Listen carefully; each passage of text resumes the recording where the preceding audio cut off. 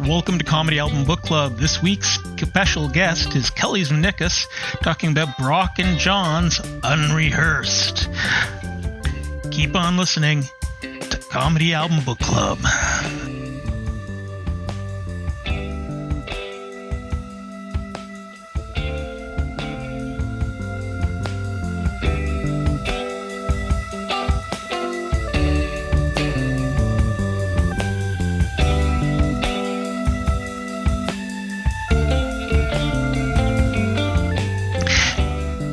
Hey everyone, thanks for tuning in. This week we have a very special friend of the podcast, my co-host on Order Up, Kelly Zemnickis, super funny comedian, documentarian, and awesome person. She brought us Brock Simpson and John Mitchell's Unrehearsed. This is an album from the mid-90s, comedy duo, sketch and musical comedy from Toronto. Not a lot of history on this one. Just listen to the episode. You're going to have a great time. Take care.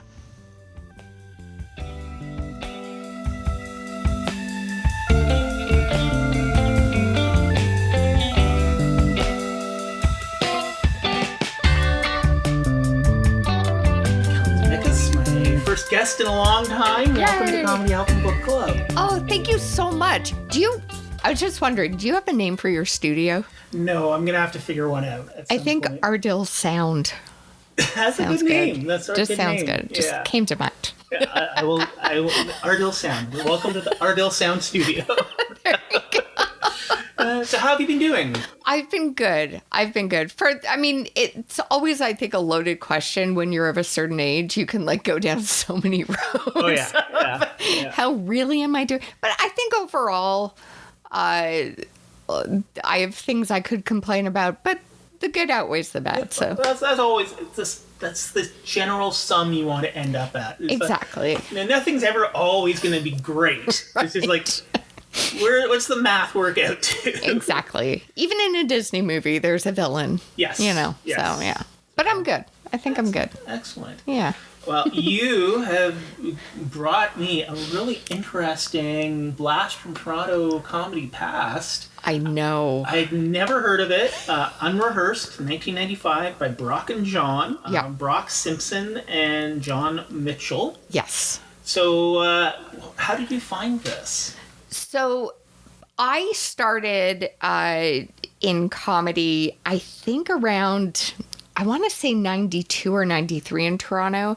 I was working as a stage manager and tech for sketch shows, because with Kids in the Hall and that kind of vibe, Toronto was a real hotbed for sketch comedy and improv. Definitely stand-up was happening, but sketch was the thing, And so I was working at clubs that don't exist anymore, like Big City Improv, do some time at the Rivoli, wherever a show was being put on. So Brock Simpson was somebody I would always kind of meet in passing. Mm-hmm. And John I didn't know as well, but they were kind of the dudes you wanted to be involved with a show in at that time. I mean, they were hot on the Fringe circuit, the Toronto Fringe circuit, and just were the guys you wanted to hang out with. So it was from my days as being a stage manager that I was sort of tipped off in their direction. And I can't think of how many shows I stage managed for them. I feel like it was 2. But definitely one of them, Kid Canuck, was one of the shows I stage managed for Brock.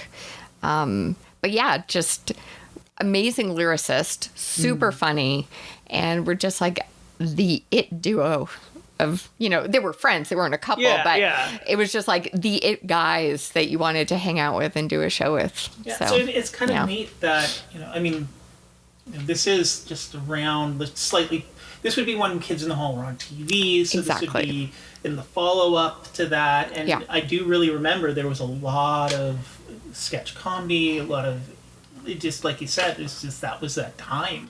It absolutely was.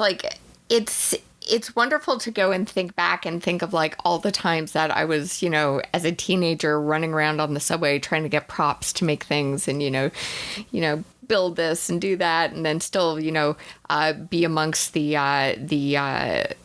at least when I started, these smoke-filled comedy clubs. So building props amidst the haze of all the cigarette smoke and everything. Youngsters today don't understand how much of a different time it was. In the 90s. It was so different. I mean, I would come home from, nights working at, wherever on Queen Street, and my mom would be like, "Get in the shower, you smell like an ashtray." Like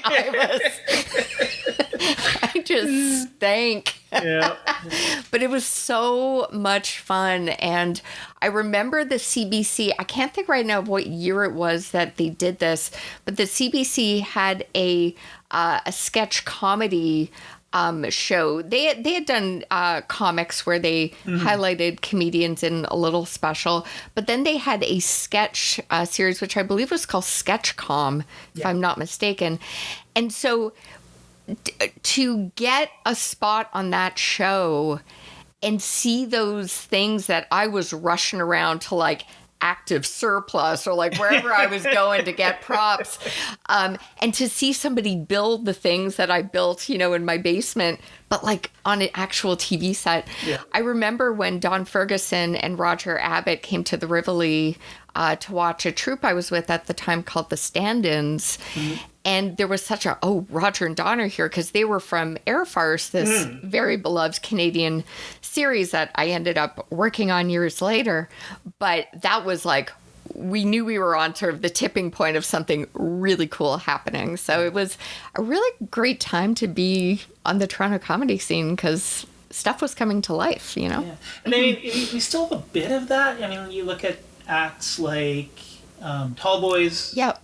Bruce saw them at Sketchfest. Exactly. And decided, I want to produce their TV show. So we still have that a bit, but it doesn't feel... It doesn't feel as present as it was back then. And there was a grit. I think when you're, when you were coming out of the 80s and trying to figure out what the 90s were going to be, there was this sense of play that I don't feel as much around anymore, but it was just like messy and risky and funny and dark but just goofy, and it was a great time to figure out who you were as a comic, what people were gravitating towards, the silliness, the bizarro. It was just a really fun time to see stuff come to life in this city. That's one of the things listening to this album, because we just sat and listened to it together, which was amazing, because it's not of it. Audience, you can't if you find go it looking anywhere. For this, good flipping luck. Basically, come to my house and I'll play it for you. Which is unfortunate, because it's funny as hell. It stands up. Yeah. I mean, you don't get many comedy duos to begin with. Right. It's more common in musical comedy, which is what this is. But that alone, you don't get much of, even in the sketch world. But it was... Not saying it was light, but it reminded me of, Kids in the Hall a lot. Yes. Because it had that sort of absurdist, sort of Brucio kind of energy to a lot of the sketches. And it mixed sketches. The album itself mixed sketches. Yeah. Which held up. I don't know if they just actively went through their sketches that they recorded. And these are the ones that are visual, but are descriptive enough, or storytellery kind of enough that they don't need the visuals, or it's just, it's either great writing or great editing. Either way, that's an incredible skill. Yeah, and it's really not date stamped of the time too much. Like, there's one line where they refer to sending a fax. Yes. In one of the songs. And a payphone, which I think there's one left that all the drug dealers in Toronto use right now. But other than that, you're right. Like, sitting with you and listening to it, they just sound like really good 90s songs, mixed amongst some live action sketch. So and I mean, it was neat too, because they would mix. There's a mix of live performance and produced performance. So you got a really good judge. It's like somebody with a ukulele or a guitar up on the stage singing. It's like, okay, they're good in that format, but can they bring it? And there was like a Weird Al level of parody skill. I mean, maybe not Weird Al because that's sort of like parody Beethoven, but it was up there because I mean, as I was sort of thinking about what bands that I could hear. Yeah. And I mean, I heard Bryan Adams, like that last song. Yeah, Me and the Boys. Me and the Boys, definitely a Bryan Adams vibe. The Spinal one. Spinal. Had a very shadowy Man on a Shadowy Planet feel to me. Yep. You had some Treble Charger, Pursuit of Happiness, Bare Naked Ladies, which are all contemporary bands of that era. Yeah, Arrogant Worms a little bit too. Yeah. You know, just in the wordplay. Yeah. So you had that. You had stuff that felt like you turned on Much Music. Yes. Between me embarrassing myself at Speaker's Corner and the music videos, you could feel the sounds in the air of Toronto at that time. Yeah. So it was kind of cool because it brought me back to like, you know, first year university. You know, right. It's like. Like, I would be down the street, you know, at Sanctuary or Savage Garden dancing away, and then this would be just a few doors down. A few doors down, yeah. Yeah. Yeah, so our paths probably crossed on Queen West back in the day. Very much so. Very much. Guaranteed. But you're right in that you would have seen that. I mean, I know Much Music, as I remember it as a teenager, is no longer in existence, and I don't think it lasted online either. But you would have seen Me and the Boys, which is a song about guys trying to get a song right, which is just a wonderful turn there in the tune. But you would have seen that video on Much Music. Like 100%, you would have seen that mixed in with, you know, like a Led Zeppelin or a B&L or a Michael Jackson, and then Brock and John. Like you would have seen that on TV, which is so great. But Brock... I'm just looking up at like the different shows that he wrote, but he had like Honest Ed, The Bargain Musical, Kid Canuck, This Could Be Love, kind of in that whole, it came a few years later, but like that whole Drowsy Chaperone era, which was born out of a wedding gift to Janet Vandergraff and Bob Martin, became this huge Broadway hit. But it was like kind of along that lineage of those wonderful musical comedy shows that Brock just was so good at crafting, you know? Yeah, super talented guy. Also, I think I mentioned it earlier. I think he's like featured in the Prom Night movies, if I'm not mistaken. He's also got like just total sidebar weird acting gig too. But no, such an amazing lyricist, and those two just made such a killer comedy combo. Yeah, you know. But I mean, and you know, it's not just the musical parody that works because it's a 17-track. Album. It ranges from about 30 seconds. The longest is 9 minutes. Yes. Which you think is too long just looking at that number. And it is actually probably the most visual. Yes. Which, you know. King Joe is the track. Which, you know, and that one had as opposed to like the others which tapped into pop music, this tapped into a very like Les Mis, Shakespearean vibe. Yeah. And was so Toronto. Oh, so Toronto. And you've got like if you're able to find and listen to it, friends, it covers all of the parks in the city of Toronto, and just has elements of it that I feel like today wouldn't be terribly kosher in how they refer to some people who, as we say, unhoused. But again, going back to that sort of period, there's a lot wrong about it, but it still works. And they find a caring aspect to it and a sympathy in it, and it goes kind of, oh no, but then I don't know, they find the heart of it. Yeah, I mean, it's wonderful. Not mean. No, like, yeah, it's definitely, there's nobility in these characters, and very much so if you ever hear it.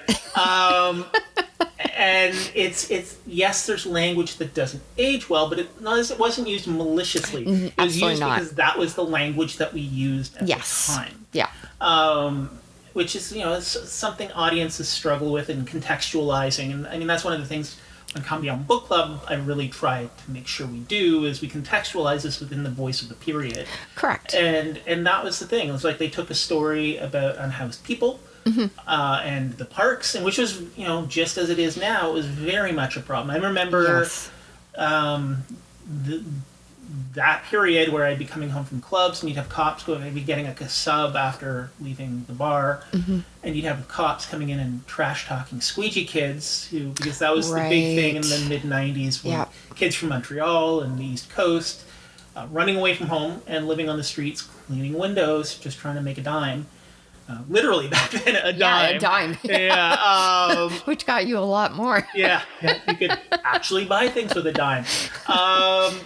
Yeah, so it is, and I think this kind of spoke to this. I mean, it's more geared towards the elder unhoused, but it was very much just like, you know, these people are people with a story, and, you know, we shouldn't ignore them.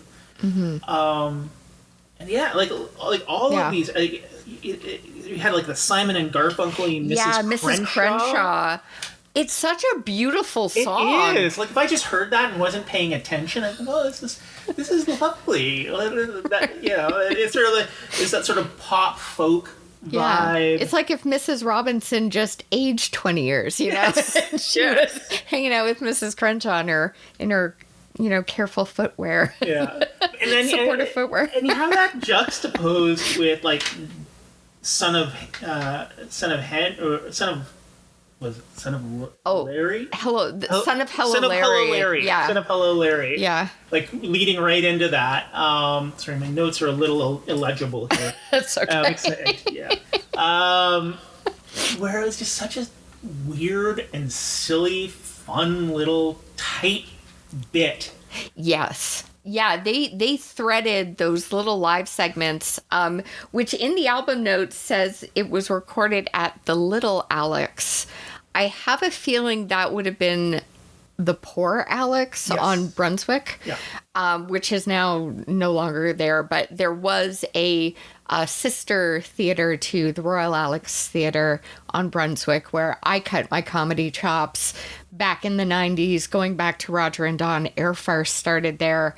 I mean, that nook right beside the Future Bakery is Toronto comedy, like, sacred ground. Which is nice that now we have the lab right beside it. Yeah. I mean, that is an interesting space. If I ever perform there, I got to talk about the date that I had there years ago. Oh. Where it was my ex-wife, and it was a goth bar back then. I went there when it was a rave club. It went through some transitions because it was like the kid. They're like the owners of Futures. It was their kids who ran it, and it was like the communist. It was called like Lenin or something. Yeah, it's been a few things. Yeah, but it was like a communist themed goth bar. Yeah, that corner is historic. Yeah, a lot happened, and I literally just lived right down the street, so I just like stumble home. Yeah. But yeah, it's nice that it's at least still a comedy space. Definitely. Yeah, the comedy roots run deep there. I mean, even if you go across the street, it's now, I think, like a used clothing shop. But when it was the Brunswick House and the Sketcherson started there with Gary Rideout Jr. And yeah, that corner of Bloor and Brunswick, I mean, I know Honest Ed's is no longer a space and Markham Village is no longer a space. But for those who don't know, like, the Toronto Fringe Hub being there and the comedy that came out of those blocks around Bloor and Bathurst, that needs a plaque, if anything, I think, because so many laughs are just embedded into that concrete from over the years with, you know, guys like these. And Lisa Lambert is another voice on the album. Lisa went on to pen Drowsy Chaperone and win herself a couple of Tonys. But she was in the Schlur. Yeah, the cha-cha song. Yeah, which is I was just such like so hilarious. It was just like, oh when my god. When you do the Schlur, do. It's so fun. Such a great song. Yeah. And then that trombone thing, they do one of the, I just got it before I forget, one of the little, incidentals that they put in between the songs. They have 77 trombones where Brock has confused coronets with corvettes. They're pulling the floats. There's no floats in a musical band. I love that. Yeah. As someone who for years spent her life convinced that the Bee Gees had a song called Four Letter Woman. It is more than a woman, just so you know. I can relate to thinking there were corvettes in that song. I love it. But can we please talk about my favorite track on the album? Okay, yes. Oh, can we please? Yeah. So there is a song that even in the note I sent you, I call it the Get in the Van song. Get in the Van song, It is not called that. It's called Like It or Not. Yeah. It is so dark. Yeah. It is that was so the one dark. that reminded me of Treble Charger's Red. Yes. I don't know if you remember that, but that's sort of like melodic, sweet, sort of melancholy sound. And it's about a kidnapping. Like, it's Get in the van next to Stan. But at the end of the track, they just kind of go high in their falsetto in a tone I can't sing. But it's just that line, get in the van right next to... I slapped my knee, friends. Yeah. I actually slapped my knee. I love how beautiful that song is. Yes. And how effing dark it is. But it makes me howl. And that's the thing that I love about musical comedy when it's applied properly. You can get these wonderful juxtapositions that really can punch up a joke. Exactly. Because, I mean, it's one thing to go dark and, to play sort of like twee off of that. But just because, like, when there's certain things that a song has, like, music is so ingrained in our psyche growing up. Yeah. And certain feelings and certain expectations when you hear things, to have it twisted that way is like the ultimate comedic turn. Yeah. And it's really, really amazing. Yeah. Now you have an album. I do. Sugar and Spice and Smirnoff Ice. Yeah. So did you get any, like, what kind of inspirations because I mean, that's much more story-based and autobiographical. Correct. Yeah. But did you pull any inspirations from your time working in this era and maybe, like, from this album at all? I actually didn't. But I think for me, the absurdity, I always try and find the absurdity of life, which I think growing up in this era of Toronto comedy has always stayed with me, of the silliness of it. So while my album doesn't go into musical comedy, I wish I could sing and pen a tune to, Sugar and Spice and Smirnoff Ice. That would make a great little classic, 50s jive or something. But I think the influence is just trying to find the silliness in everyday life. I don't really dive into political stuff or, I'm not a raunchy, kind of in my tone or anything. Like, I'm pretty light.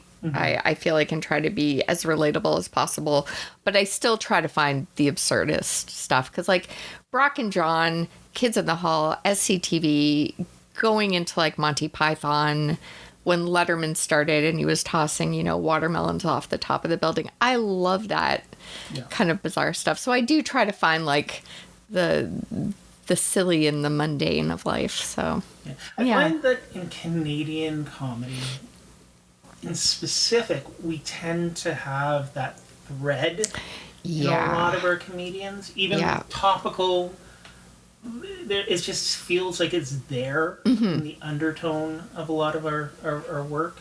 Yeah. And I think it's nice.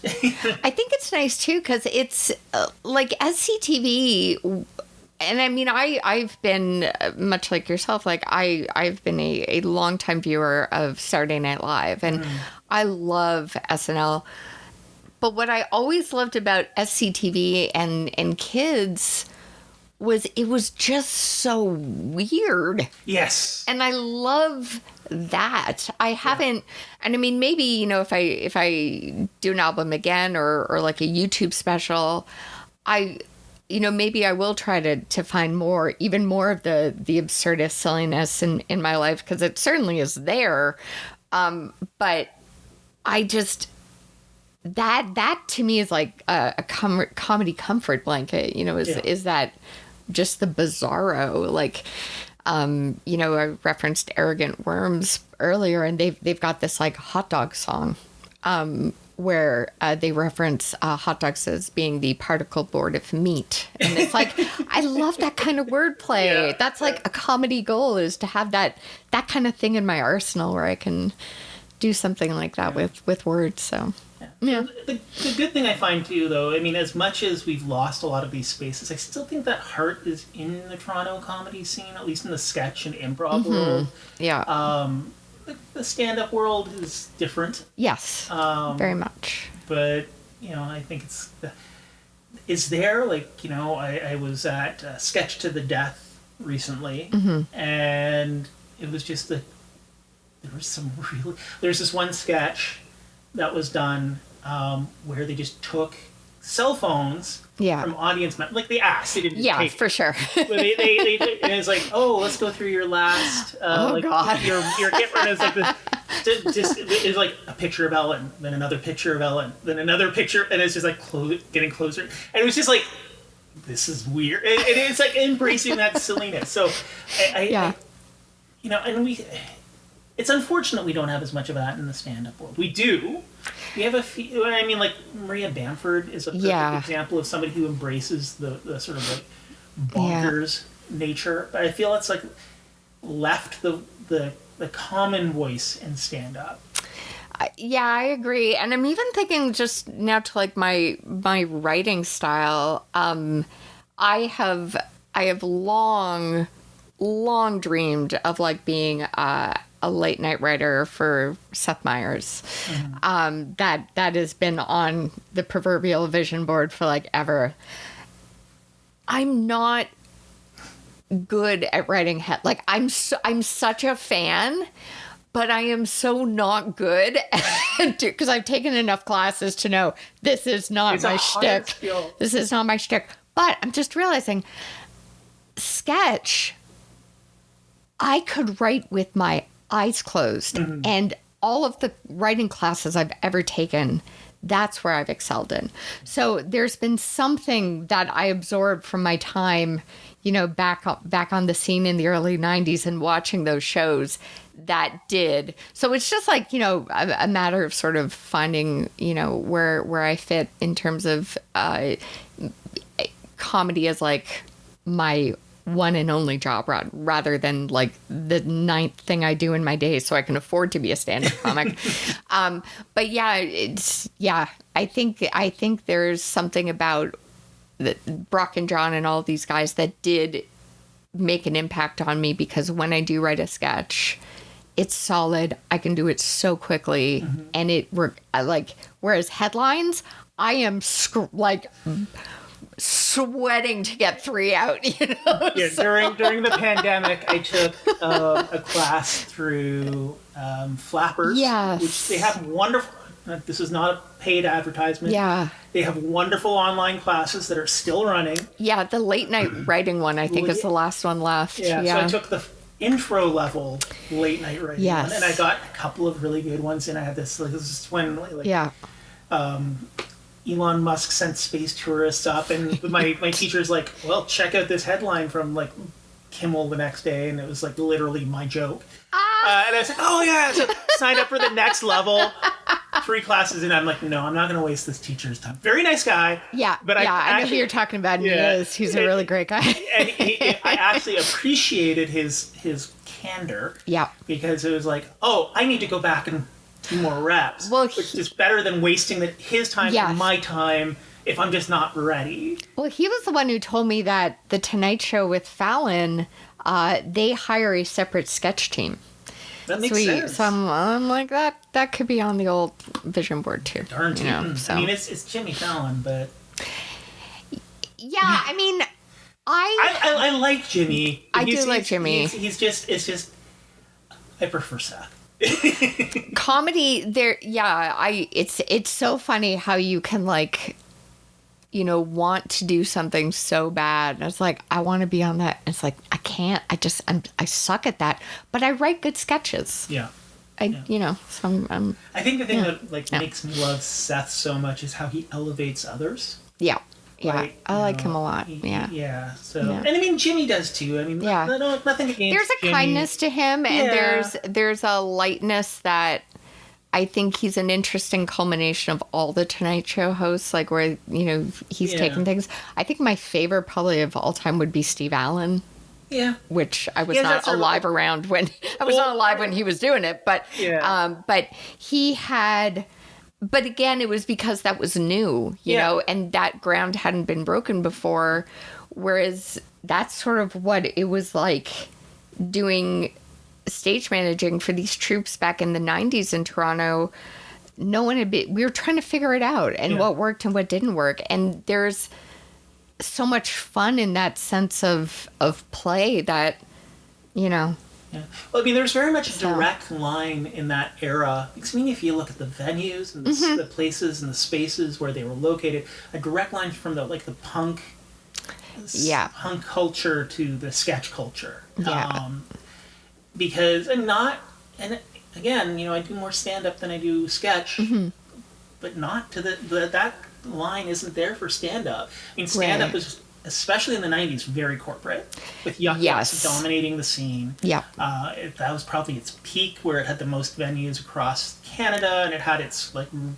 That's true. Rough contract where they owned you as an act. But sketch didn't have the mainstream appeal that it did. I mean, it was respected because you had SCTV. Yeah. But it had But it was underground. It's underground. Yeah, it was had underground. This hungriness that you where it was like people out, like it's interesting. I think that it's like there's a wax and wane with the two styles of comedy because like when it's like the brick wall, Caroline's on HBO at its peak. Yeah, Improv on Annie. Yeah, and that's sort of like when sketch is sort of like at its low point in the popular culture. In the just consciousness, not with regards to the quality, but with how it's recognized, and that I find is one of the most interesting stuff comes out because of that. We got Kids in the Hall, we got In Living Color in the States, Color, Mr. Show, Mad TV, So it's like it's a cycle, it's a cyclical kind of give and take. So I really appreciate you introducing me to this album. I'm so happy to. I wish more people could hear it. It is so... If you can find it, it's called Unrehearsed by Brock and John. And if you can find it, you should be given $1 million because I don't know where it exists other than on the CD I am holding right now. Or like in their attics or basements in a box somewhere. Like But well, if people wanted to find you, where can they look? Just see where you're playing or check out your posts. Certainly. So on YouTube and Facebook and on X, you can find me under Kelly Zemnickis. And on Instagram and the quaint community that is Threads. It's the cottage community of social media. Come join us for a tea. It's so quiet and nice. You can find me under the Latvian Foodie. That's Latvian, the Latvian Foodie. Great. Thanks very much, Kelly. Thanks for having me.